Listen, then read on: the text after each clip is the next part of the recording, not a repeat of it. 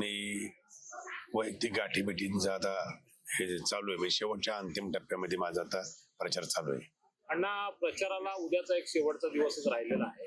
एकंदरीत आता तुम्ही जसं म्हणलात गाठीभेटी वगैरे चालू आहे, तर लोकांकडून एक या मतदारसंघाचे विद्यमान आमदार आहात, त्या अनुषंगाने तुम्हाला लोकांचा प्रतिसाद आजपर्यंत मला प्रतिसाद तिथे एकदम भरघोस मिळाला. कुठेही मला या ठिकाणी पेड कार्यकर्ते आणावा लागले नाही. त्याच्यावर ओळखून घ्या, गर्दी तुम्ही पाहिलेली आहे, त्यामुळे काय सांगायची गरज मला नाही वाटत. काय अण्णा, काल वडगाव सिरीमध्ये शिंदे गटाचे काही कार्यकर्ते बापूसाहेब पठारे यांना पाठिंबा दिला, त्याबद्दल तुमचं म्हणणं? अहो, ते 2 कार्यकर्ते होते. 2 कार्यकर्त्याच्या वरती एक कार्यकर्ता दाखवा. काल परवा दिवशी चंद्रकांत टिंगरे हे स्वतः शरद पवार गटात गेले, तर आपल्याला काय त्याच्यात काय फरक वाटतोय? तुम्ही जर ना अंदाज काढला असेल ना, ज्या वेळेस त्यांनी पक्ष बदलला ते काळ बघा, त्यांचा तो रोलच तो आहे. इलेक्शन असलं की पक्ष बदलायचा, आणि ज्या वेळेस त्यांनी पक्ष बदलला त्या कार्यकर्ता तो जो ज्याच्याकडे गेला त्याचं वाटोळ झाले. मध्यंतरी नोटीस हा प्रकरण झाला होता, त्याच्यावरून म्हणजे खूप वादविवाद पण झाले किंवा काही तुमच्यावर आलोचना पण करण्यात आल्या. काय बोलायचं? तो मला एकंदरीत सांगतो, मी माझा अख्खा प्रचार विकासावरती केला. वैयक्तिक लेवलला मी कुठेही प्रचार केला नाही. तुम्ही जर त्यांच्या प्रचाराची पद्धत पाहिली, त्याच्यामध्ये कुठेही विकास नव्हता. त्यांची फक्त टीका टिप्पणी, वैयक्तिक लेवलला येणं, त्याच्याशिवाय काय नव्हता. मी तुम्हाला जाहीरपणे सांगितलं होतं, मी पवार साहेबांच्यावर टीका किंवा पत्र नोटीस पाठवली नाही. ती नोटीस मला वाटतं आता सगळ्यांना पोहोचलेली आहे. ज्यांनी वाचली त्यांना ती समजली असेल. मी 3 पक्षांना ती नोटीस पाठवली होती, परंतु कुठेतरी भांडवल करायचं, सहानुभूती मिळवायची, असा माझ्या विरोधकांचा त्या ठिकाणी प्लॅन आहे. त्यामुळे ते बोलत असतील.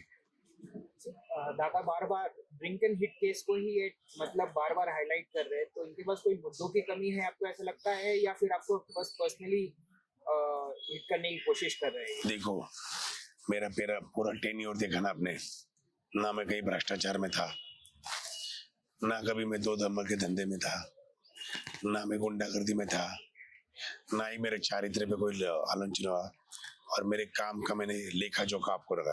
इनके पास कोई भी मुद्दा नहीं. जितने लीडर आए उन्होंने सिर्फ एक ही चीज पे बात की. अगर आपने देखा है, इसमें सब क्लियर हो गया. मैंने उसी चीज का नोटिस में से बताया कि आप लोग ने किसी की गलत मालूमात पे मुझ पे काफी टीका की, उसमें से मेरा नाम बदनाम हुआ, मेरे घर वालों को पश्चाताप हुआ, मुझे तकलीफ हुई, और उसके वजह से आगे जाके अभी इलेक्शन से तो आप पूरी जांच पड़ताल करके फिर ही उस पर वक्तव्य करना, ऐसी मैंने नोटिस भेजी थी. आज वही चीज पे वो लोग बात कर रहे हैं, तो उसमें मुझे लगता है उनके पास कोई मुद्दा नहीं, और लोग बहुत होशियार है. यहाँ पर कानून व्यवस्था है, कानून व्यवस्था ने सब जांच पड़ताल की है. तो अभी मुझे लगता है उस पर क्लियरिटी देने की कोई जरूरत तो रही नहीं. सर, लोहगावमध्ये तुम्ही जे काम केलंय, तिथं नगरसेवक नसताना तुम्ही नगरसेवकाची जी जबाबदारी आहे ती पूर्णपणे व्यवस्थित पार पडलेली आहे. तिथल्या बऱ्यापैकी समस्या तुम्ही सोडवलेल्या आहेत. पण असं ऐकलं की आमदारांची कामं वेगळी असतात, त्यांना नगरसेवक पदाची कामं का करावी, असा एक कुठेतरी चर्चेचा विषय हे पहा, मला एक तुम्हाला प्रश्न आहे. तुम्ही म्हणता आमदाराची कामं वेगळी असतात, नगरसेवकाची कामं का करायची? आम्हाला बॅरिकेड नाहीयेत. तुमचं वैयक्तिक घरातलं काम जरी असलं तरी आम्हाला करावं लागतं. एक लोकप्रतिनिधी असतं, त्याचं आउट ऑफ द रीच त्याला काम करायला लागतं. मग जर माझ्या एखादा मतदार अडचणीत असेल, त्याच्या जर कामं करायची असेल, जर माझ्या एखाद्या फोननी माझ्या फॉलोअप मध्ये त्याची काम होत असेल, तर मी का नाही करावं? आज तिथं लोहगाव सारखं गाव आपल्या महानगरपालिकेमध्ये आलं, मोठी लोकसंख्या तिथं आहे, आणि त्याच्यामुळं तिथल्या ज्या मूलभूत सुविधा आहेत त्या पुरवणं आमची जबाबदारी आहे. त्यामुळे तिथे मी वॉटर प्रोजेक्ट आणला, ड्रेनेज प्रोजेक्ट आणला, अनेक रस्ते केलेत, हॉस्पिटल केलंय. आज हे विरोधक ज्या पद्धतीने बोलतात ते हास्यास्पद गोष्टी बोलतात. त्यांच्याकडे काहीच नाहीये. ते फक्त आता काय करतात, तुम्ही जरा मतदारसंघात बघा, कार्यकर्त्यांना बिघडवणं, त्यांच्या कुटुंबाला अतिशय मनस्ताप होऊ लागलेला आहे. जे झालं ते झालं. आता इथून पुढे आता मतदान होणार आहेत. तुम्ही आमदार झालात, काय काय आव्हानं तुमच्या समोर आहेत आणि मतदाराला तुम्ही काय सांगू इच्छिता? माझ्याकडे तर मी माझा विजन म्हणून पाठवलेला आहे. विजन मध्ये मी माझं सगळं क्लिअर दिले. त्यातले प्रमुख गोष्टी ज्या आहेत ना, ते माझा ट्रॅफिकचा विषय आहे. त्याच्यासाठी आपण काम करणार आहोत. जसं की माझ्या काळामध्ये रामवाडी ते शिरूर हा ब्रिज सँक्शन झालेला आहे, कॅबिनेटची मान्यता झालेली आहे. तो मला कम्प्लीट करायचा आहे, जेणेकरून तिथं ट्रॅफिक जाम होणार नाही. बऱ्याच पुणे शहरातल्या माझ्या मिसिंग लिंक माझ्या मतदारसंघामध्ये आहेत रोडच्या, त्या कम्प्लीट करायच्या. गोरगरिबांच्या वस्त्या आहेत, त्यांना हक्काची घरं मिळवून द्यायची.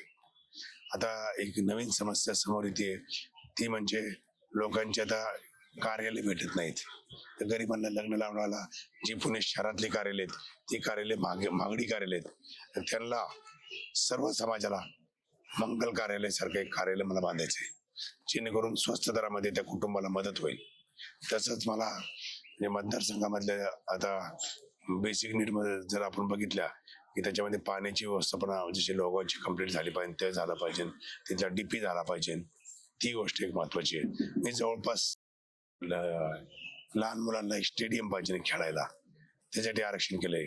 आता तुम्हाला माहिती आहे माझ्या विरोधकांना त्यांच्या घरामध्ये नगरसेवक झाले, सरपंच होते, नगरसेवक झाले, आमदार झाले, चेअरमॅन झाले, तरी सुद्धा आज त्या खाडीमध्ये ना सोसायटीला टँकर लाखो रुपयाचे घ्यावं लागतात. हा, त्यांच्या इथं आजही व्यवस्थित सुव्यवस्था नाहीये. हा, त्यांच्या भागात जर तुम्ही पाहिलं असेल तर लोकांना दहशतीचं वातावरण आहे. तिथे एक कार्यकर्ता बाहेर फिरायला लागला लगेच फोन, त्याच्या वडिलांना फोन, अशा पद्धतीच्या वातावरणामध्ये तिथं काम चाललेलं आहे. त्यामुळं माझ्या इथं जे आज कार्यकर्ता आहे तो मनानी आहे, कुणालाही प्रेशराईज करून काम मी करून घेत नाही. सगळ्यात जास्त निधी आपल्या वडगाव शिरी मतदारसंघात आणला हे सर्वांना माहित आहे, पण याच 1500 कोटीचा अण्णा भांडवल करतात असा एक टॅग लावला. हे पहा, मी माझं अख्खं कामं दाखवलेली आहेत. जनता सुज्ञे, मी लेखी दिले, तोंडी नाही, लेखी कामं दिलेली आहेत. ती जागेवरती चेक करा. खोटा बोलणारा माणूस लेखी देत नसतो, मी लेखी अहवाल दिलेला आहे. मग एक महत्वाचा प्रश्न आहे, बटेंगे तो कटेंगे, एक है तो सेफ है, हा भाजपाचा नारा आता चर्चेचाच आहे, लहान मुलांच्या तोंडावर आलेला आहे.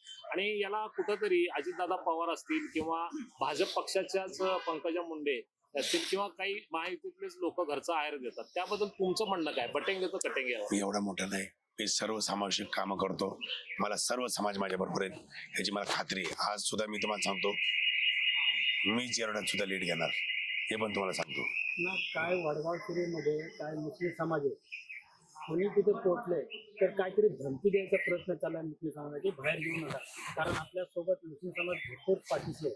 तर काही त्यांना हे करायचे आव्हान काय करणार? मी आताच जेरडात त्यासाठी गेलो होतो. काही नेरेटिव्ह सेट करण्याची यांची कामं चालू आहेत, त्यांचा एकही नेरेटिव्ह सेट नाही आला. त्यांनी इलेक्शन आहे ना, मी इलेक्शन माझा प्रतिस्पर्धी आणि माझ्याबरोबरच आहे. मी साहेबांनी दादा नाही केली, मी जातीवाद इलेक्शन पण नाही नेली. माझं काय म्हणणं आहे, जनता सुज्ञ त्यांना कळतं मतदान कशाला करायचं, चर्चेच्या विषयाला करायचं का विकासाला करायचं, ह्या गोष्टी जनता बरोबर ठरवण. तेव्हा त्याची काळजी करणार का नाही. लोक धमकी देऊन ऐकणार नाहीत, लोकांना दहशतीचं वातावरण माझ्या मतदारसंघात अजिबात खपलं जाणार नाहीत.